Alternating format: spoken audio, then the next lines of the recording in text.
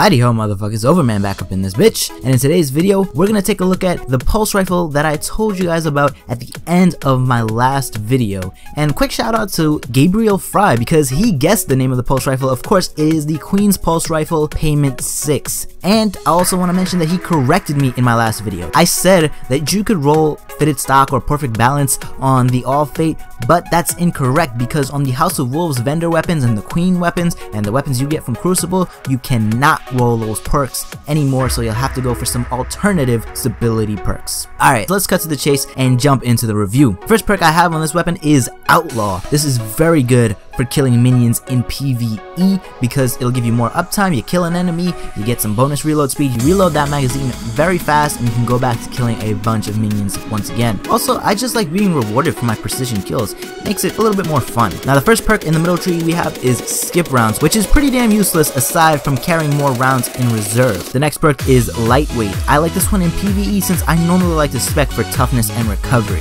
And finally we have Hand-Laid Stock, which is going to reduce the range, but it also gives us a big buff in stability. I really like this one a lot in PvP. Now the final bonus is Hidden Hand, which will give us more aim assist, which is always nice. It's gonna make us more accurate. Alright, so let's talk about this thing in PvE. Basically, it's very similar to the 558 All Fate in terms of stats, so I'll try to be quick here. It's very good, it's a very good minion killer because of the fire rate and because of Outlaw. You can reload very fast, which means more uptime for killing minions. Like the All Fate, this one is okay against tier 2 enemies, but I normally pull out my secondary for those guys anyways. Overall, it's very good in PvE, but not amazing. It performs well, but nothing about it stands out. For example, the Saturine Rapier really stood out to me in PvE because Firefly is amazing against minions. It can clear out a group of Thrall with one bullet, which is nasty as hell. This pulse rifle doesn't really have anything that's special like that. I mean, Outlaw is very good and is very consistent, and I like it a lot for minion killing,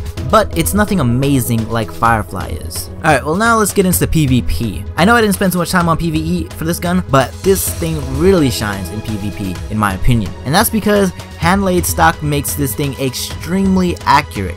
And you combine that with Hidden Hand, and that makes this pulse rifle very easy to use. Because of the rate of fire, the accuracy, and the aim assist, you can kill very quickly because of the barrage of headshots you can land with this gun. And of course, if you kill with the headshot, Outlaw is going to grant you bonus reload speed to get you back into the fight that much quicker. All of these things also make for a very forgiving weapon, similarly to the All Fate, but more pronounced because of Hand-Laid Stock.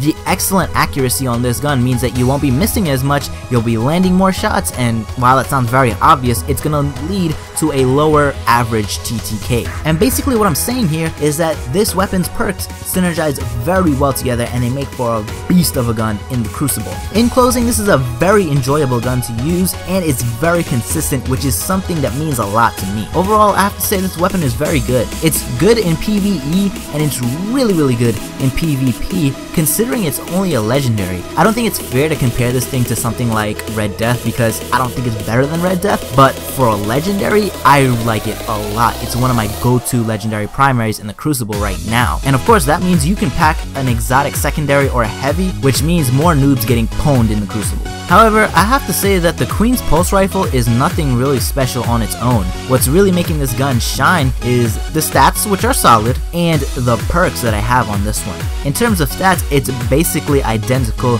to the 558 All Fate that I reviewed the last time for you guys. So if you haven't gotten this pulse rifle, don't worry about it. You can just pick up the 558 All Fate from the Vanguard Quartermaster and then re-roll the perks to your liking. Personally, I'd really recommend Hand-Laid Stock and Hidden Hand. Those are two really good bonuses, but for the most part, Hand-Laid Stock is the important one to max out that stability. And then you can hook it up with a bunch of different perks depending on what you're going to use it for. If you're more of a PvE player, something like Outlaw and Army of One would be very good perks to have. If you're more of a PvP player, you can go with Third Eye and Hidden Hand, and that would be very strong. Well, that's it for this one, guys.